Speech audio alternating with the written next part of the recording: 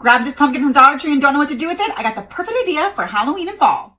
My name is Amanda with Manda Panda Projects, and if you are in the pursuit of craftiness, you are in the right place because today I am showing you what I did with this Dollar Tree slatted pumpkin that has been in my stash forever. And I know you got one too, and you've been staring at it and you don't know what to do with it. So I am going to show you. So basically, I just took about 5 different coordinating scrapbook papers and I traced them onto each of the slats. And then I'm going to cut those out, okay? I'm going with like a neutralist vibe with some leopard. I am using some actually Valentine's paper because I just love that brown heart paper, some sunflower, some textured paper.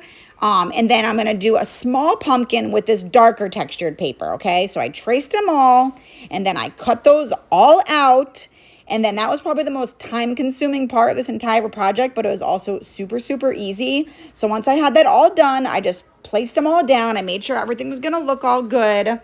Got it all laid out. And then I just took my good old Mod Podge and Mod Podge each of them to each slat, okay? So I show the first one here. Good layer of Mod Podge. Line it up, push it down nice and good. And I didn't show the Mod Podge on each of these, but you get the point. You see how it's done. It's super easy. I just did each of them. And then once I got those all on, I gave it a little bit of dry with my heat gun because I want to make sure that the scrapbook paper is not wet because when you go to sand it, then it will end up ripping it. So you make sure it's really dry. I did smooth it all out with my brayer. Get yourself a brayer. It really helps when decoupaging and things like that. It gets out all the wrinkles, flattens it down real good. All right, so now I'm going to go ahead and sand all the edges. I did the best that I could to get like in between each of the slats. I lined it up pretty well, so I wasn't too worried about it, but I did get in there with my little gator. It helps you get in the small spots. You could also use a file.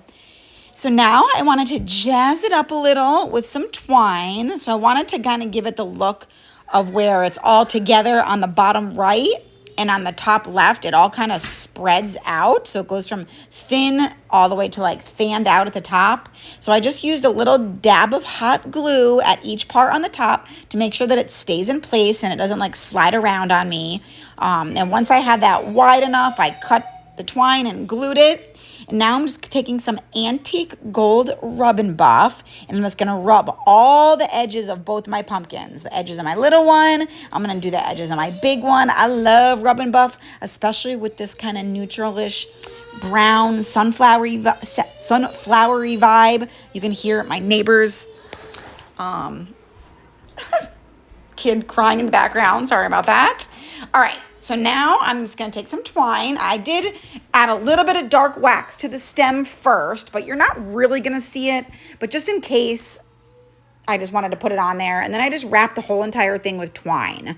So I just a little bit of hot glue in the beginning, wrapped it around, a little bit hot glue at the end to secure it. Now I'm just going to hot glue the pumpkin to the bottom right. You see it's coming along now. You guys just keep watching. Wait till the end. It's super cute once we add this bow.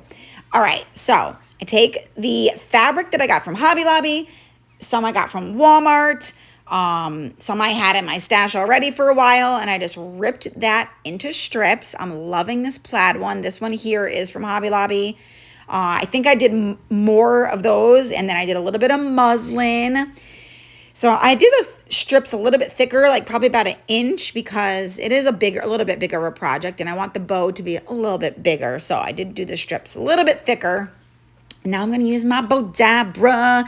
Get yourself a Bodabra if you have not already. It is super helpful for making bows. You don't need it, but I do love mine. So I just, no rhyme or reason, just layered the strips into the bow. I topped it off with a little bit of twine, a little bit of Excelsior, and then I tied it off. This bow was big and thick, so I did use the little pusher downer thingy that helps smash it down because those bows can get real thick when you have a lot of fabric in there. So I tied it off, and there it is. Then you got to fluff it up a little bit. Once you fluff it, I just glued it to that top left portion, and I am loving this. I topped it off with a pine cone. I added a little bit more Excelsior into the bow, kind of in the back, just to help fluff it up. once I had that done, I was like, does it need a hanger? And I decided, you know what, even if I don't decide to hang it, the wire on the top will still look good. So I took some rusty wire. It's like a 16 gauge wire. I curled it up with a paintbrush to give it like that kinked curly kind of look. I flattened out the edges so that it has something to adhere to. I used some E6000 and then also some hot glue so it stays in place. And then glued that to the top, you guys, and that is it. I love how this turned out, you guys. Make sure you subscribe to my channel or follow me on the Facebook page so that you see all the cute crafts that we have coming up for the fall and Halloween season, and then of course Christmas after that.